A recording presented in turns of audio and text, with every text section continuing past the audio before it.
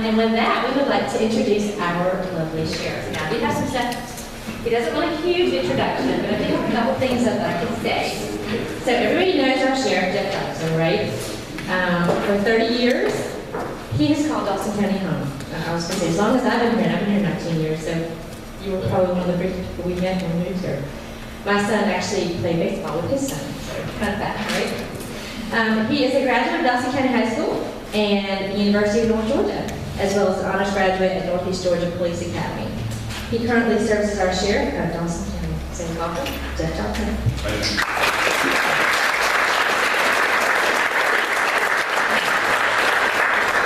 And he doesn't need a mic, so we'll just turn this off.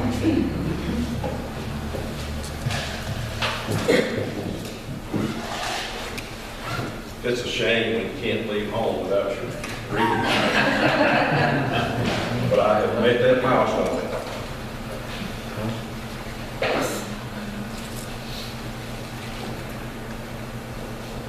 He said, if I can get this thing worked this morning, I think right, yes. Well, first of all, I never want to miss an opportunity just to say thank you for allowing me to serve as your sheriff. It's truly an honor and a privilege, and thank you, Ms. Wynn, for the introduction. I've known the Kellers for quite some time, and I've had to move here to Dawson County in '84. So things have changed quite a bit in Dawson County since then. And as far as my background goes a little bit, I've been with the Dawson County Sheriff's Office since 2004. Just got reelected in my second term as sheriff. Originally started, although I've lived here for a long time, I originally started cutting my teeth in Gainesville and Hall County. But again, thank you for allowing us to be here. To begin this, I just want to say thank you. If you watch the news, and good Lord bless your heart, if you watch some of these stations, law enforcement is under attack in our country nowadays. We see things that are going on. We were talking just a little bit earlier about, I'm very passionate about law enforcement. I'm very passionate about what these men and women do, the commitment, the hours that they serve, the risk that they take. But it's a shame when you get in some of these metro Atlanta counties, not just metro Atlanta, but across the nation, where an officer not only has to worry about doing his or her job, the dangers of the job, but they have to worry about potentially getting prosecuted. We are in a different day and time now. It truly amazes me and surprises me that we still have men and women desiring to get into law enforcement. And that is a scary, scary place to be. We're fortunate in Dawson County. We're blessed in Dawson County. And we say that, and it's all attributed to men and women sitting in here throughout our county. I'm not saying that we all have, there's haters. There'll always be haters. But as a whole, Dawson County truly supports its law enforcement. I can't tell you how often I receive cards, emails, texts, just words of appreciation for our community, for what our men and women are doing on a daily basis. For that, I just want to say thank you. Thank you for your support. Thank you for all that you do for our men and women. You truly make it an honor. You make it easy to serve in Dawson County. We're blessed with the positions that we have. We're remaining pretty full. You know, Dawson County doesn't pay what some of these other places pay. They may not have benefits at some of these other places, but the men and women want to serve here, and that makes a difference. That makes a huge difference. So thank you, Dawson County. All right, we get into our program. I just want to kind of give you an overview of what we're doing at the Sheriff's Office. I don't want to take too long because obviously I want to leave time for questions and answers that you may have. No questions off the table. If I can't answer it, I'll just tell you that I can't answer it for some reason. Something you may have heard, something you may have read. So, but to begin with, I do like to have a little participation, and I've got something that I want to give out to recognize some of that participation. Dawson County is a full-service law enforcement agency. Who here, excluding this table, can tell me what a full-service law enforcement agency is? Anybody? Yeah, except for the chief. Anyway, take it down. County and city? Well, yes, we do service kids, the city. But we'll give you a challenge point for a full-service law enforcement agency is basically, we do a lot of things in Dawson County.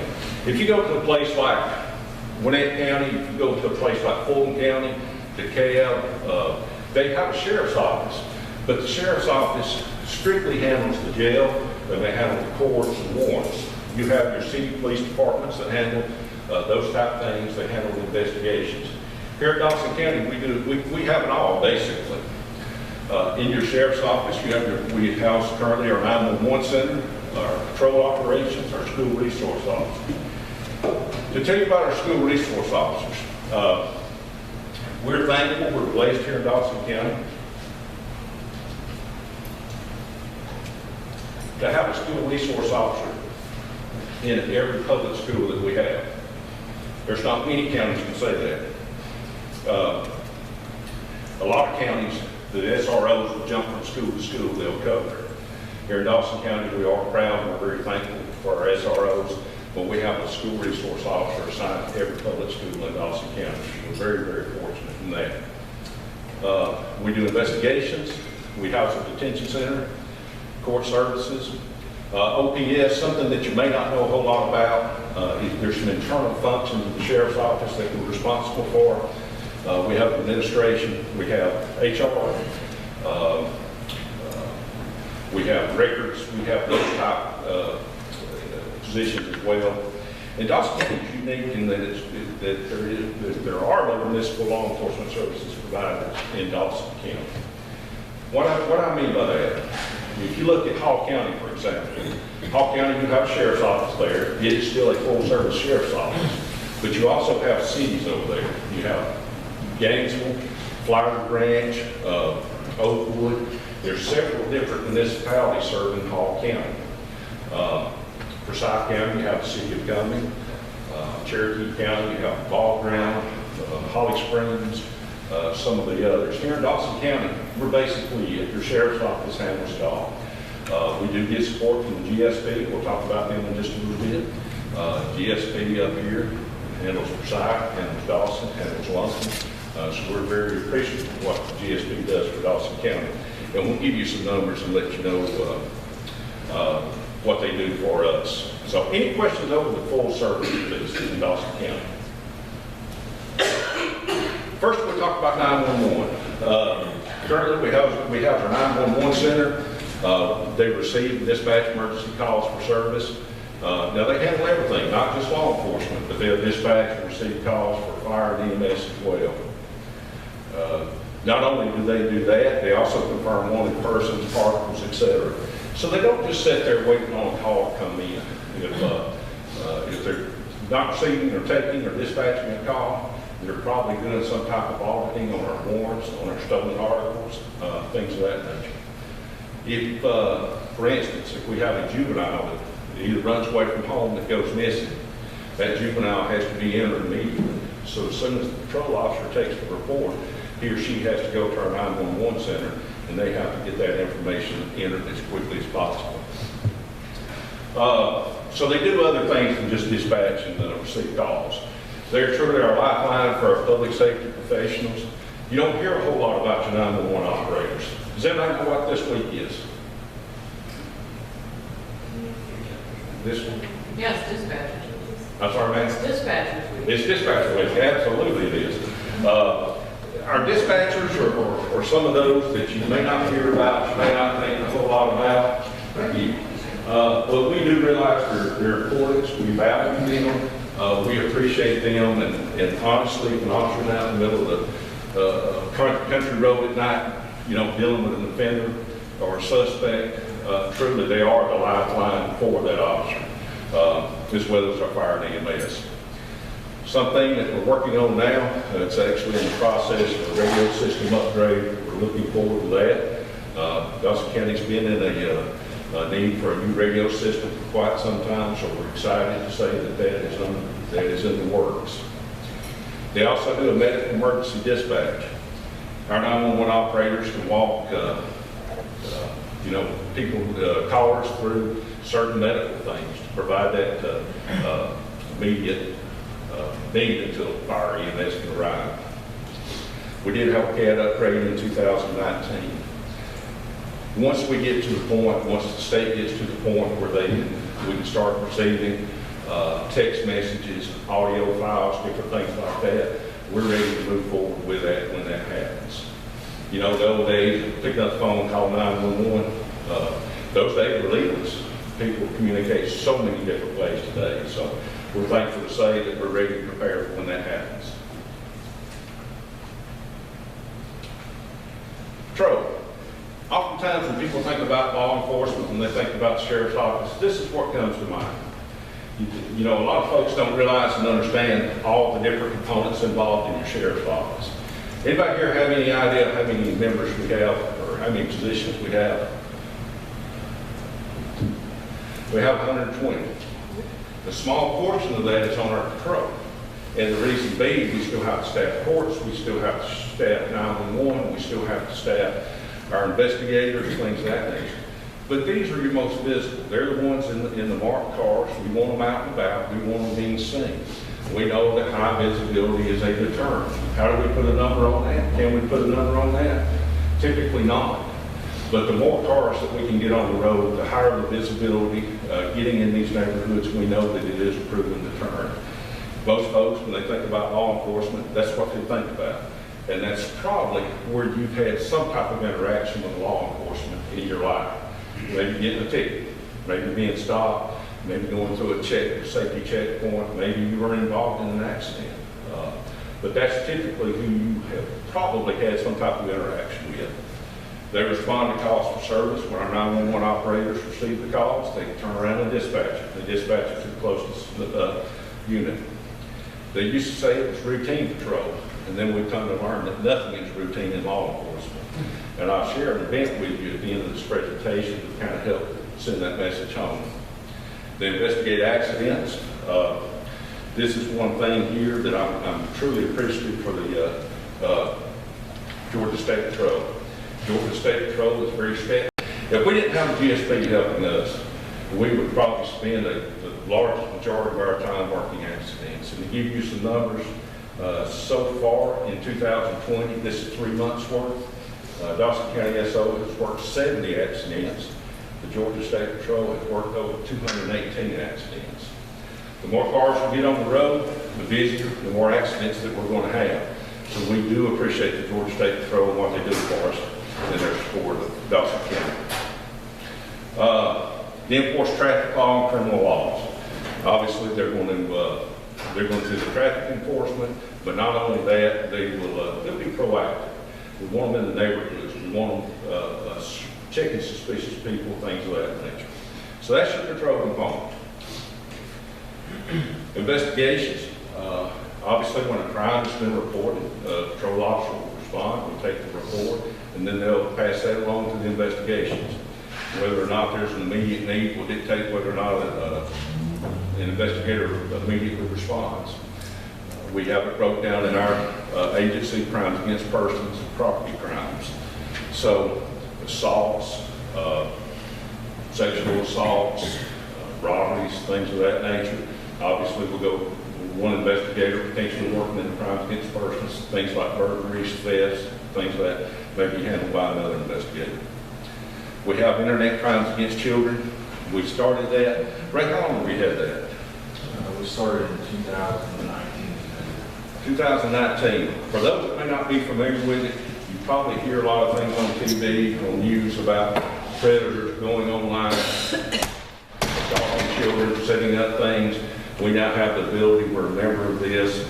We work off tips, we get tips, they do co-work work, things of that nature. So it's a good thing to have. And let me stress to you parents, grandparents, aunts, uncles, whatever role you may be, watch your children online. That's where that seems to be the greatest window of opportunity for predators to take advantage of our children. So please make sure you're monitoring what's going on. Property and evidence function, this is something that probably nobody in here ever thought about. But every piece of evidence that's taken, whether it's a bag of marijuana, whether it's a crack pipe, whether it's a gun, whatever the case may be, has to be logged in. When an officer gets it, there's a process, whether it's money, it has to be logged in. It goes into a storage room. It has to be produced for court. It has to, we have to maintain a chain of custody with things.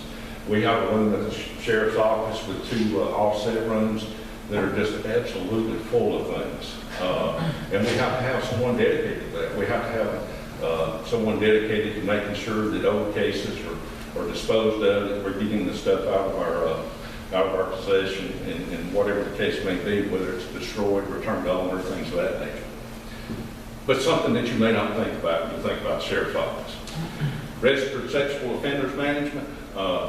What's our numbers now, Ray? I think we were at 40 registered sex offenders.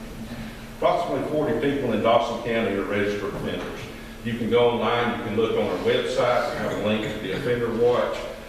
If you want to know who's living in your neighborhood, if you have children, if you have grandchildren, please educate yourself to who's around. One, hopefully you're not allowing them just to run wild anyway, but make sure that you educate yourself as to who's there. You can sign up for notifications through this. You can, if an offender moves into your neighborhood, you can be put on notice about it. Crime Suppression Unit, this is an initiative that we undertook probably sometime last year, technically. The Crime Suppression Unit, you may see them out. Now, I told you earlier that we have a lot of marked cars on the road, but we also have several unmarked vehicles as well. These are the officers that are doing the covert work. They're being very proactive in what they do. So our Crime Suppression Unit consists of our drug investigators, our heat unit, and our K9. For those that may not be familiar, our heat unit is a highway enforcement of aggressive traffic. We received a grant last fall. It pays for two officers, and I'm going to give you some numbers in just a little bit about what they're producing already. It's astounding at the results thus far. Here's a couple of things that our CSU has seized in the recent past. One thing that you'll see in the majority of these pictures are guns and weapons. Typically, if you deal with the drug trade, there's going to be some type of weapons involved. Still, we're seeing a whole lot of meth in Dawson County. We're still seeing quite a bit of marijuana.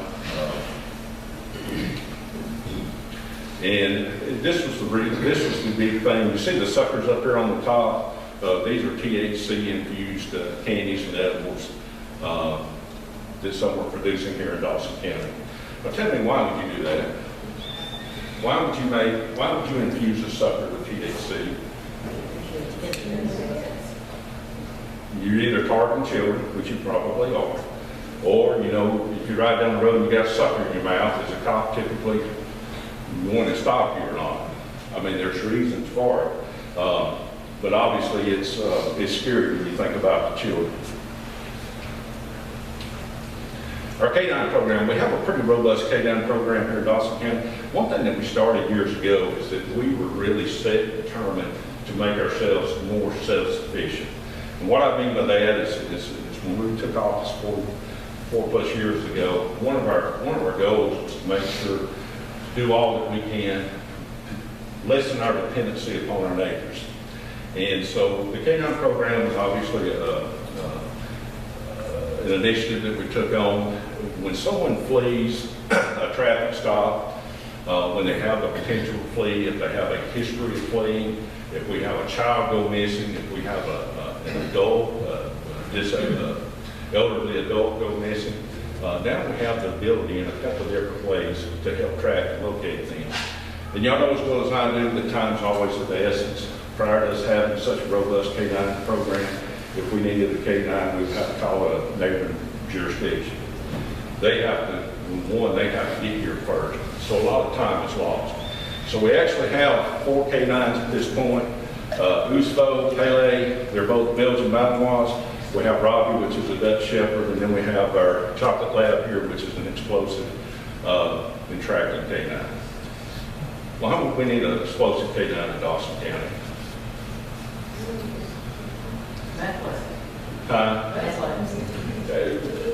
You know, years, and it hadn't been that long ago, thankfully, and I probably shouldn't even be saying this, but thankfully not that long ago, we had an issue out at Sonic. We had a suspicious package. You know, something like that happens when we find something, we have to cordon off the area, we may not have to evacuate, we have to get something there to check, to alert. So now we have the ability to put the dog in route immediately. So hopefully to lessen any inconvenience, to clear things quicker, to do that type of thing. Big events at the courthouse, some sporting events, things like that. We have the ability to do some sweeps, some proactive sweeps that we used to did not have the ability to do so. So we're proud of our handlers and our K-9 program. All right, we talked about our jail.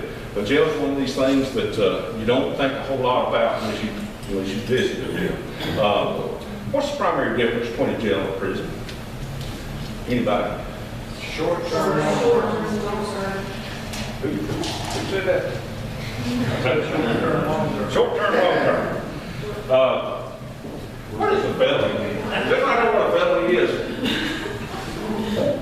A felony is defined by a year or more in jail, and typically your jails, which is what we operate here in Dawson County, is a short-term holding facility. It's supposed to be a short-term holding facility. Sometimes offenders will get sentenced to longer sentence in jail, but that's the primary difference. Once we get an offender who is convicted, and let me go back to, what's the old saying that you always hear? A person is what? Innocent until proven guilty. So typically your jails where they're arrested, they're officially charged, they are, once they go to court and they get convicted, it's according to the length of sentence. And if they're convicted to prison time, then we submit the paperwork and we send them off into the prison system. So that's typically the difference between your county jail and a prison system. Some things that we must do in the detention center: we must provide a level of safety, provide for nutrition, provide certain constitutional rights, provide for medical needs. Again, talking about what we just talked about. You're innocent to proven guilty, right? So if you're innocent, should you still be afforded your constitutional rights? We know how precious our rights are. We know that we got to do all we can to protect all our constitutional rights. But what about a jail setting? Where do you think, what constitutional right do you not allow in a jail setting?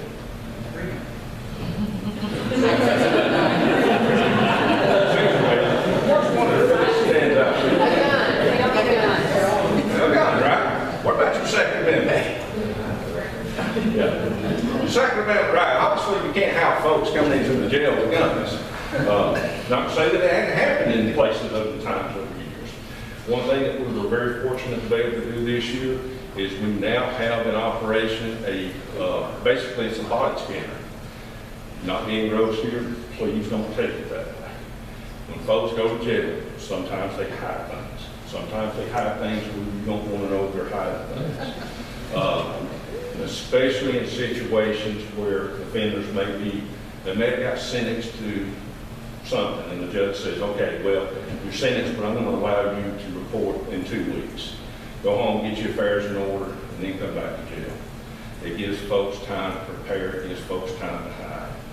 Now, these men and women that are working in our jail do a very good job of screening to the best of their ability, but sometimes things are hidden where you just can't see.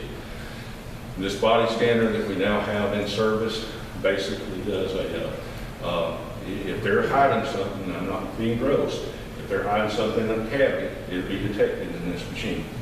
So it is our hope and our desire, and again, we talk about human error, but we also talk about mechanical error, and it's our hope that we are able to eliminate a lot of issues coming in our jail with this scanner.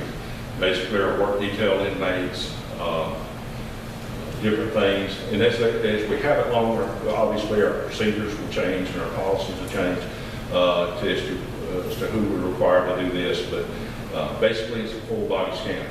So when they come in, after they're arrested, an officer brings them in, they will still be patted down. They'll still be searched, and they'll go to this scanner to be scanned to make sure that they're not carrying anything else on. Very, very proud to have that. How many agencies in Georgia do we have? Do we know, Anthony, at this point? That scanner? We're actually the fifth agency in Georgia to have this particular scanner. Yeah. They are not common, and they're not cheap. But at the end of the day, we were fortunate to have some residual funds left over last year from our budget, and this is one of the investments that we made. So we do believe if we can save one life, we can find some things. And I'll be honest with you, people smuggle things, and they'll try to smuggle things in jail. You can realize, or you can imagine how expensive or how much, a bag of meth or something, if it gets into the jail, and you say, well, how do they do that? They don't even have the money. No, but they do have store call, and they do have the ability for people to put money in on their accounts and different things like that. So we're excited and proud to have that. Jails are expensive to operate. Medical care. Is your medical care cheap? And imagine up here, we're having to provide medical care for, our numbers have been down lately. We're still running about 115. But you can imagine on a daily basis having to provide medical care for 115 or so folks. It's not cheap. Meals, obviously we have to feed them, we have to clothe them. And jails are different from what you used to think about. The old days of the bars, sliding bars and doors, we still have sliding doors, but everything's electronic now. There's lots of big windows back there, but you're not going to find the typical bars. So everything's computer operated, and it is expensive. Some of the challenges that we have in our jail, typically when a law enforcement officer begins their career in law enforcement, that's where they start. Probably everybody at this table, as well as I did, started in a detention center. You work your way in, you get certified, and then you move on up into different areas. But it is predominantly staffed with younger, less experienced officers. It's high liability, it's high stress.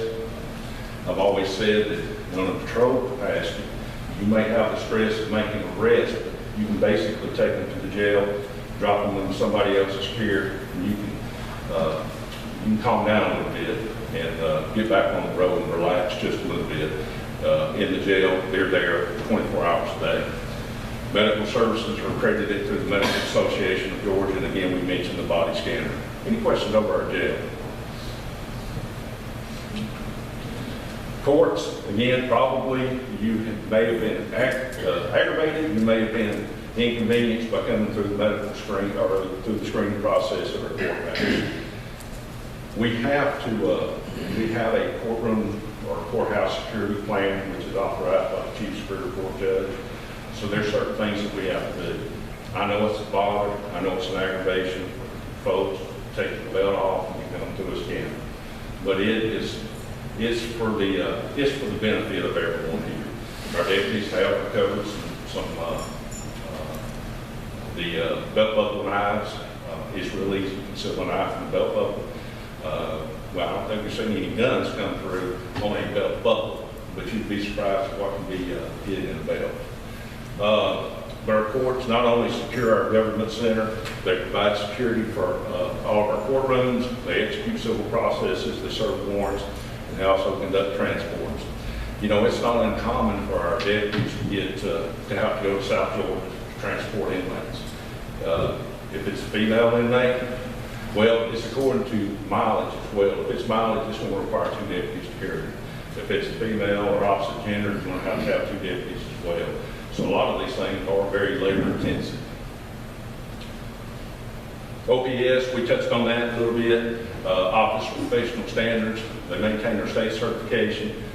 I don't know what our numbers are up to. It used to be, there's 159 sheriff's offices in the state of Georgia. I want to say there was roughly 25 to 30 that were state certified. We're fortunate to be one of those agencies. OPS performs background checks on applicants. They conduct internal affairs investigations. Sometimes our folks make bad choices, and we have to investigate. So we have our own component to do so. In instances where there may be a criminal violation or an allegation of a criminal violation by an officer, typically we call in an outside agency such as the GBI to investigate those. OPS also conducts our training in our community programs. Citizens Law Enforcement Academy has been highly successful with the Sheriff's Office. We always have a great turnout. We will be doing one this fall. Now that the COVID restrictions have been relaxed, we will do another Citizens Law Enforcement Academy. If you've never been through one, I would encourage you, please do so. 6 to 8 week program. You'll learn the ins and outs. You get to meet the deputies. And I say it's not only important for you to know what we do and why we do it and how we do it, it's also important to get to know these men and women and for them to get to know you as well. Citizens Day on the range, Again, COVID has cut us back quite a bit. We will be resuming those as well. If you ever had any questions about how your sheriff's office feels about your Second Amendment, this is how we feel about it. We want you armed, we want you empowered, we want you taking care of yourself and your family. We've always said it's not, when you call, we're coming. We're coming as quick as we can get there. But what happens during that precious time? What happens during that interim? And when we've always used the term empowering our people. We want you able and capable of helping yourself until we can get there. Some community pride involvement programs, neighborhood watch programs, we're very active in. Elderly watch program, Shop with a Cop. That's a biggie that we do. Dr. Gibbs, we're close to recognizing Kylo Elementary as your top, for the second year in a row, as your top Shop with a Cop fundraiser in 2020. We had a great year. It changed. It was kind of funny. Walmart was gracious enough to open their doors 5 o'clock. We were there at 5, 6, somewhere. They opened us up for a couple hours. You had a bunch of deputies there and buggies, and we never realized they made so many models of Nerf guns. So we all shopped, gathered up items, and we took them back to the schools, and we had a drive-through pickup. So it was a very, very successful Shop with a Cop year. Very appreciative to our community for their support. We have a Relay for Life team, typically church security safety programs we do. If your church is thinking about a security program or security team, please get with us. We can help you with that. Threat assessment for business communities. If you're a business owner, we'd be glad to come look at your building, look at your office, maybe provide you some ideas and some tips on how to better secure, look at some of your processes, how you're handling your money. Things of that nature. We'd be glad to help with that. Of what we've been able to realize, but we know that there's still a lot to do. Obviously, we've implemented a SWAT team the first term. Thankfully, appreciative to have SRO in every public school. We really put a focus on more uniformed roles. At one time, Dawson County, we had administrative assistant, patrol, we had one in the jail, we had one in CID, but we have converted those programs to put more uniformed bodies out in the field. So we really want to prioritize that. Newsletter, we're going to have a newsletter coming out, so please be on the lookout for it. You can sign up for it. Basically, we're starting off with a quarterly newsletter, kind of give you some updates on what's going on, along with some statistics. Technology upgrades continue. We're in the process right now, working with the county to upgrade the security system for the courthouse as well as the jail and the radio system. And these are big, and especially the radio system. It is a big need in Dawson County. We're certainly appreciative and thankful that we're heading in that direction. Tag reader technology, you can see on the top of the patrol car. We have 2 units currently outfitted with tag reader technology. Judgmental use of force simulator, we were able to get it sometime back. You look at some of the things that are happening across our nation, and there's really a need for judgmental use of force simulation training. We are one of the very few agencies around that have our own simulators, so we're excited about that as well. A lot of good things going on in your sheriff's office. Where do we go from here? We continue to look ahead for increased drug investigations. Obviously, we have a priority on our uniform roles, our community partnerships. Body cameras, that's another thing that body cameras are expensive. When I rode in the car, you had a folder that you done handwritten reports on. It was on up in the years before we even went to micro cassette tapes. And you carried a little tape recorder on the belt and you click it on and off. Well, nowadays there's cameras in the car, there's going to be cameras on all of our officers. And basically, when they pull into the sheriff's office parking lot, that information is going to automatically get downloaded to the cloud. So it's a good thing. It's been a long time coming, so we're appreciative for that. Firearms range, we're still in communication about that, trying to find a place here in Dawson County that we're able to train locally. Currently, we're still going to Hall County, Pickens County, as well as River Bend. Some of the things that competition for recruiting and retaining law enforcement officers has been high on our priority list and continues to be so. We operate under the opinion that and we look at it this way.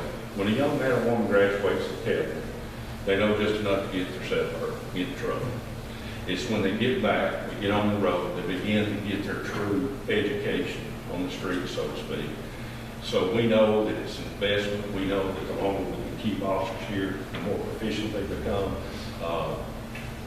So we are really committed to keeping our folks here. A lot of good things in Dawson County. Now I want to end with this here. It's to give you a snapshot of what's going on across our nation. So far this year, in 3 months, there's been a total line of duty deaths of 97. As you can see, out of those, 15 were gunfire, 2 were stabbed, 7 vehicle assault. Now there's not been 97 people injured. I don't even have those numbers. There's no telling how many have been assaulted, how many have been hospitalized. I just didn't get those numbers before coming into today. The FBI does put out the report, and it's literally in the thousands and thousands and thousands of officers that are injured every year. But this is what have passed this year. And I want to bring Police Officer Natalie Corona to your attention. I want to read to you something real quick. This is a sad case. As you can see there, that is a picture of her graduation from the police academy. My glasses for this. Police Officer Natalie Corona was shot and killed after responding to a report of a 3-car vehicle crash. As Officer Corona was conducting an investigation at the collision scene. And realize this, officers respond to wrecks every day. That's typical. When I said nothing's routine anymore, there is nothing routine anymore. So she was conducting an investigation at the collision scene. A person not involved with the crash rode up to the scene on a bicycle. As Officer Corona spoke to one of the persons involved in the crash, the man then walked up to her and opened fire without striking her. He shot her several more times before she fell to the ground, before shooting randomly at other bystanders and vehicles. Subject fled into a nearby home as responding officers searched for him. He emerged from the home wearing body armor, yelled at the officers, and then re-entered the home. He later committed suicide. She was, I want to say she was 22 years old. She had just completed her police academy in July of 2018. She just completed her field training 3 weeks prior to the incident. This is her dad here, who's retired from the Volusia County Sheriff's Office. There's pictures there of him pinning the badge on Officer Corona. This is why we're impassioned about law enforcement. We know that nothing's routine. We know the sacrifices. I know the night shifts that they work. I know the birthdays that they miss. I know the holidays, the events. These men and women truly make a sacrifice to serve in law enforcement. You know they're not going to be rich. They know that. They know that they're not going to get rich. But as your sheriff, I'm going to do everything I can to keep them, to maintain them, because I think our level of service. And again, I'm not trying to sell you a false bill of goods. We have issues. We have problems.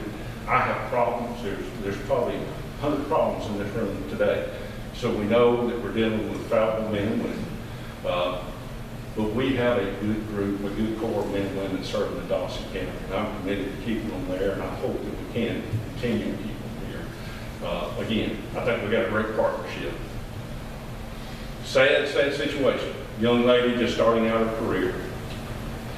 So with that, I say thank you for giving me a few minutes of your time. I do want to take some questions. And again, I'm open, so please, fire away. Yes, ma'am. Hi, I'm Kelly. I'm Kelly with Eclipse Networks. I think I can speak for all of us just by thanking you for being here today and educating all of us, mostly protecting our community. We appreciate all that you do, and appreciate you educating us and painting your team in a brighter light. A couple of points. I know that recruiting right now must be so hard for you. And I'm an alumni from North Georgia, And I highly recommend recruiting directly the cadets in Florida. They are fantastic people. One thing else that could paint your entire force in a better light is events like today educating us. One of the things I think the Chamber and the force can do to educate us is a class on active shooting events and what to do if we're in an active shooter situation. I myself don't know what to do, and I love to learn. So. Absolutely. Yes, ma'am. And thank you for that. Thank you for obviously your words of encouragement. I agree with you. We definitely have some active shooter material that we have done in the past, but we'd be glad to.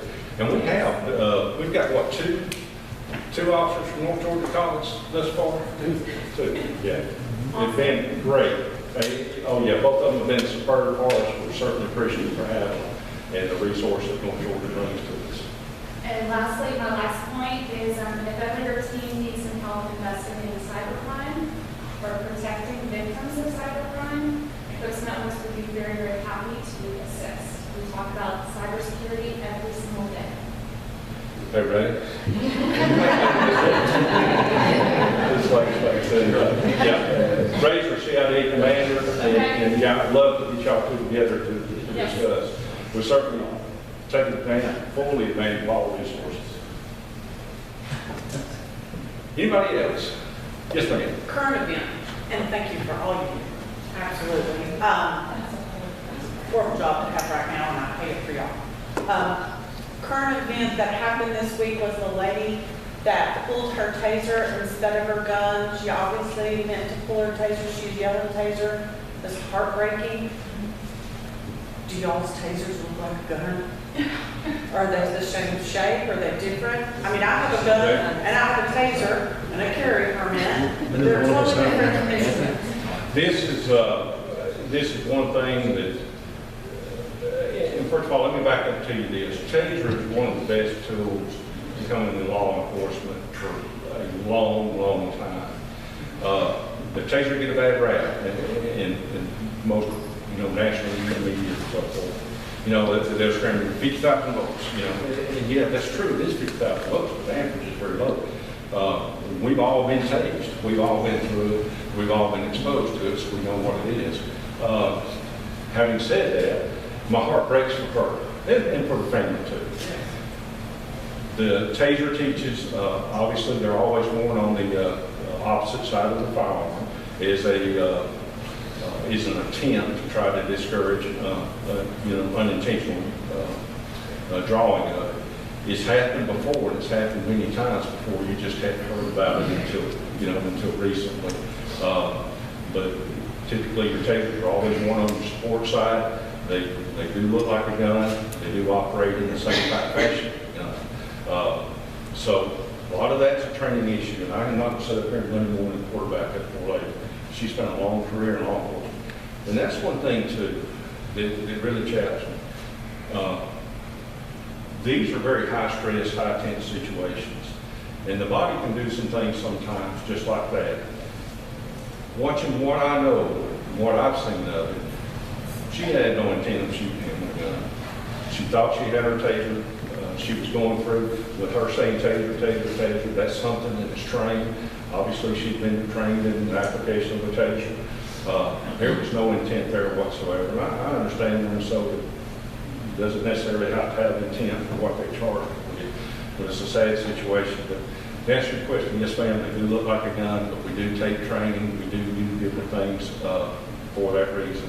And even in some of the training situations and scenarios, because something may start out as a deadly force situation, but may wind up in a non-deadly force situation. So that's one thing that our trainers do as well. We may have scenarios built in where it starts out, but then it de-escalates, so we need to de-escalate. And I think a lot of it just has to do with training. That's a great question. The other thing is personal responsibility of the victim. If you've noticed all these victims, now nobody will ever say this, but look at the rap sheet that they have. That even shows you more to the police. And, they've got to make split-second decisions. But when you look and people put themselves in that position. Well, have you noticed the news stays away from that? They don't say anything about personal responsibility. No, I agree with you. I'm working on my 29th year in law enforcement, and I can say with 100% absolute, this is my experience. I've never went to work with a partner, went to work with an officer, went to work with anybody that come to work saying, I'm going to violate someone's constitutional rights. I'm going to go out here and I'm going to find me somebody that I don't agree with, either plea or on race or gender or anything. I have never went to work with anybody that come into this saying that I'm going to do this or I'm going to do that. I always say we get called to the dance. When something happens, we're just not there. I mean, don't get me wrong, proactive policing is great policing. But typically, I remember getting stopped in Hall County one time.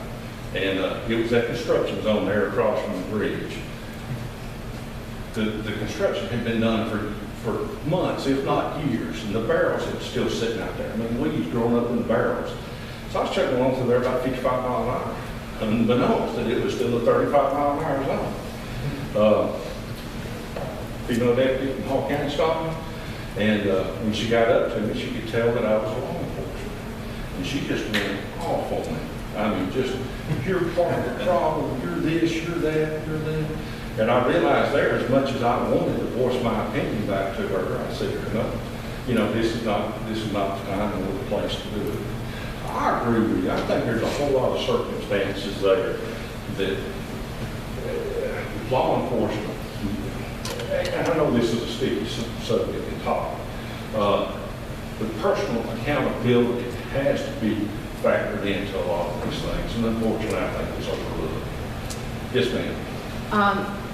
Talking about some of these mistakes, and I mean, because it is a stressful job. So my question is, what type of emotional and mental support is there for officers? Because personal family situations or other situations can impact some of that. You can also affect one's judgment because of other. How often is that done to support them so that maybe when things are not going well, somebody's going through a divorce, found out the wife or husband's cheating on them, they might not be in the best frame. I know they're trained and they think they're above it.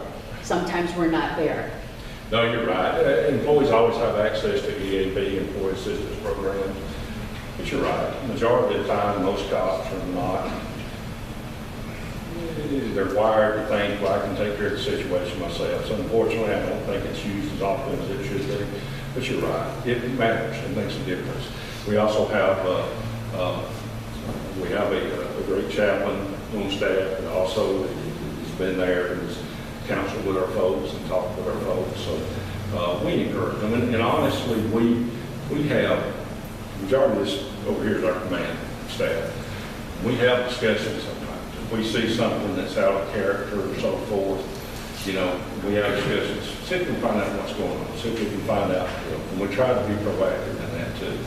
Well, my suggestion is that police forces should be proactive and have a process, so it's not just pick and choose, so somebody doesn't feel like you don't believe that I'm capable of doing it.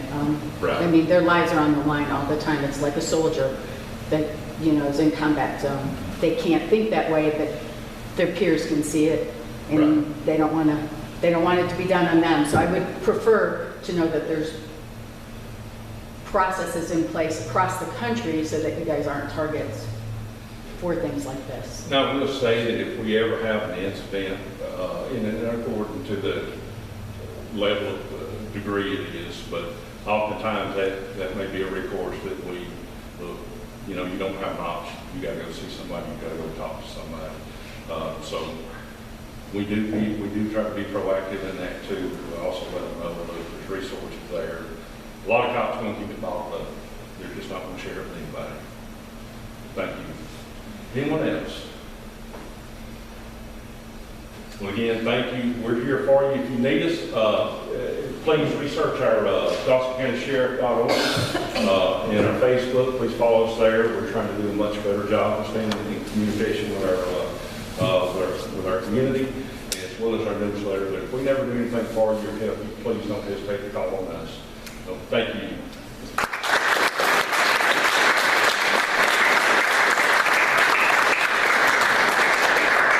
We certainly appreciate everything you guys do day in and day out, because I know we moved here from Charlotte, North Carolina. It's a really big difference from there to Dawson County, but we're growing, and it's scary, and a lot of things are in our county that we have no idea are in our county, so hats off to you guys. I know y'all do an amazing job, so we appreciate y'all. So we appreciate you guys coming out today and joining us for lunch. Hope you guys have a fabulous day.